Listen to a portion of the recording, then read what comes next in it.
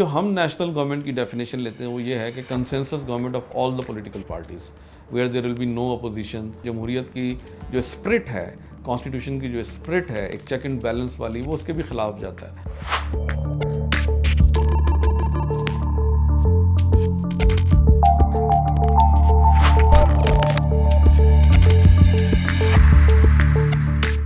हमारा जो आइन है उसके आर्टिकल 232 232 से लेके और 235 तक अगर आप देखेंगे तो एक पूरा इमरजेंसी प्रोविज़न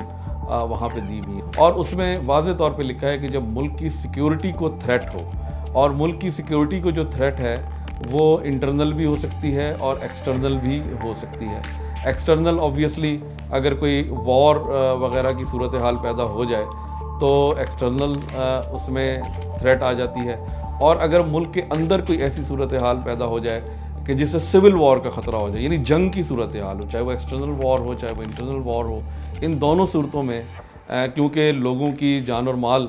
का तहफ़्फ़ुज़ भी हुकूमत की ज़िम्मेदारी होती है, तो उसको प्ली लेकर हुकूमत जो है वो ये समझती है कि इस वक्त क्योंकि मुल्क में एमरजेंसी है, लिहाजा हमें भी एमरजेंसी के तौर पर स्टेप्स लेने पड़ेंगे। भुट्टो साहब के दौर में जो एमरजेंसी लगी और वो 77 के जब इलेक्शंस हुए और उसके बाद जब PNA जो उस वक्त पाकिस्तान नेशनलाइज जो कौमी इत्तेहाद, 9 जमातों का एक इत्तेहाद था, उन्होंने धांधली का इल्ज़ाम लगाया और वो सड़कों पे आ गए और उन्होंने एक तरह से सिविल नाफरमानी की तहरीक दे दी। और उस ज़माने के अगर आप अखबारात उठा के देखें तो वायलेंस उसमें नज़र आ रहा था हमें, सड़कों के ऊपर तोड़ फोड़ हो रही थी और उसमें ज़ाहिर पुलिस को भी एक्शन लेना पड़ा। तो उन हालात में भुट्टो साहब ने एमरजेंसी लगाई थी। शरफ के दौर में 3 नवंबर 2007 की एमरजेंसी थी और उसमें इन्होंने पूरे मुल्क में एमरजेंसी लगा दी थी, और उसको तो बाज़ लोग, बल्कि अगर आप अखबारात की हेडलाइंस देखें तो कुछ लोगों ने उसको सेकंड कू करार दिया था, दोबारा मार्शल लॉ से ताबीर किया था। और उसमें भी जो एमरजेंसी हालात एज सच तो आपने ख़ुद ही पैदा किए थे हुकूमत ने, क्योंकि मुशर्रफ के ख़िलाफ़ एक तहरीक चल रही थी, जजेस की तहरीक चल रही थी।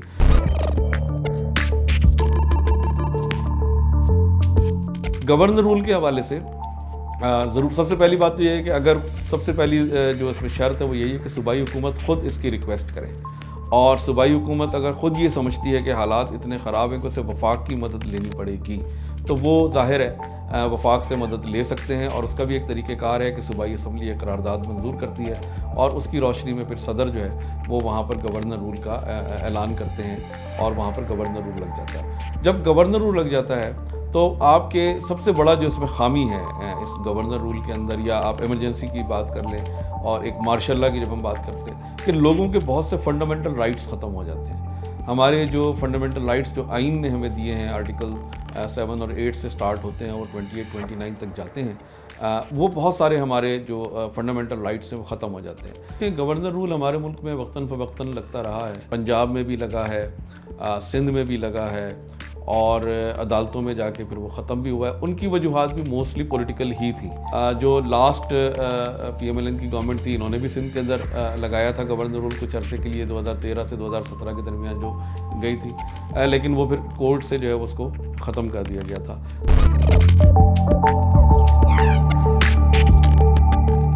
भुट्टो साहब जो थे उनको वो वाहिद पाकिस्तान के सिविलियन मार्शल लॉ एडमिनिस्ट्रेटर थे। जब 1971 में ईस्ट पाकिस्तान ट्रेजडी हुई 71 की जंग के बाद, और याहिया खान ने इक़्तिदार भुट्टो साहब के हवाले किया, तो उस वक्त मुल्क में मार्शल लॉ मौजूद था। लेकिन याहिया खान ने, क्योंकि अयूब खान की हुकूमत का हशर देखा हुआ था, अयूब खान के ख़िलाफ़ एक पूरी तहरीक चली हुई थी, तो याहिया खान इस बात से ग़ालिबन बाखबर थे कि वो कंटिन्यू नहीं कर सकेंगे मार्शल लॉ के तौर पर, तो उनके लिए ज़रूरी हो गया था कि वो इक़्तिदार सिविलियन सेटअप के हवाले करें। लेकिन क्योंकि मुल्क में उस वक्त कोई कॉन्स्टिट्यूशन नहीं था, अयूब खान का जो कॉन्स्टिट्यूशन था वो एक सदारती कॉन्स्टिट्यूशन था जो 1962 में आया था, और भुट्टो साहब ने एक कॉन्स्टिट्यूशन बनाना था। लिहाजा जब भुट्टो साहब को इक़्तिदार मिला तो उन्होंने उसी मार्शल लॉ रेगुलेशंस के तहत मुल्क को चलाया, और उसके बाद उन्होंने कॉन्स्टिट्यूंट कमेटी बना दी, और चंद माह जो हमारा मुल्क था वो मार्शल लॉ एडमिनिस्ट्रेशन के तहत चलाया गया।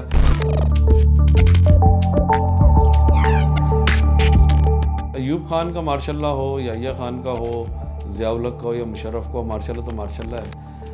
अलबत्ता क्योंकि जो आर्टिकल 6 है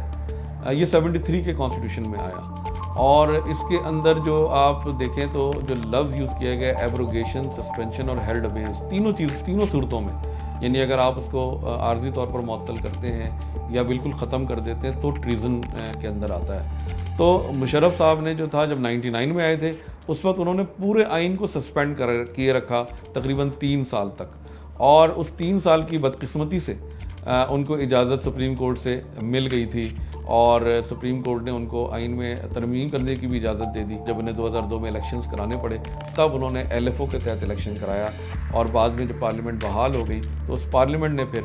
17वीं तरमीम के ज़रिए मुशर्रफ के तमाम इक़दामात को उन्होंने जो है वो इंडोर्स किया। तो इस लिहाज से जो अयूब खान का मार्शल्ला जो था उस वक्त, क्योंकि 56 का नया कॉन्स्टिट्यूशन बना था, 2 साल और 8 महीने उसको हुए थे, तो और अयूब खान ख़ुद जो थे वो सदारती निज़ाम के हामी थे, तो लिहाजा उन्होंने 56 के कॉन्स्टिट्यूशन को मुकम्मल तौर पर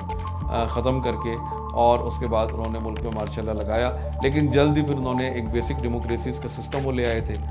जिसमें मुल्क में बल्दियाती इलेक्शंस उन्होंने कराए, और उन्हीं बेसिक डेमोक्रेसीज़ के ज़रिए उन्होंने अपने आप को सदर इलेक्ट करवाया।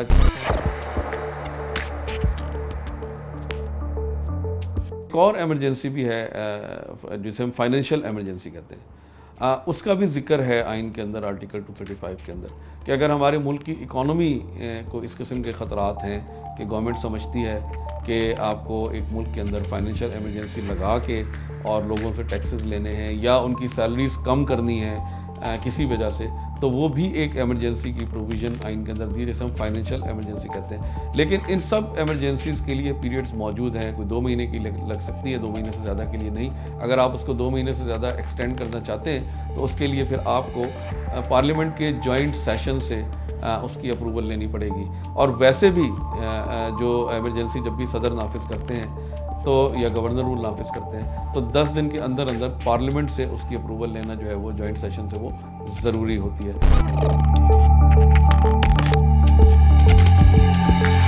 तो हम नेशनल गवर्नमेंट की डेफिनेशन लेते हैं वो ये है कि consensus government of all the political parties where there will be no opposition, और कि कोई अपोजिशन ना और सारे गवर्नमेंट में हो और मुल्क क्योंकि ऐसे हालात से चल रहा है तो सब मिल के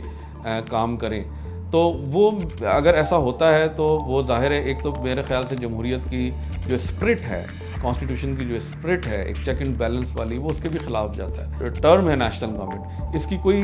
किसी जगह पे कोई इसकी गुंजाइश या मेंशन नहीं है। हम जो इसकी बात करते हैं वो इसी हवाले से बात करते हैं कि सारी जमातें जो है वो मिलकर हुकूमत करें और 5 साल का एक अरसा पूरा करें, और मुल्क में जो क्राइसिस है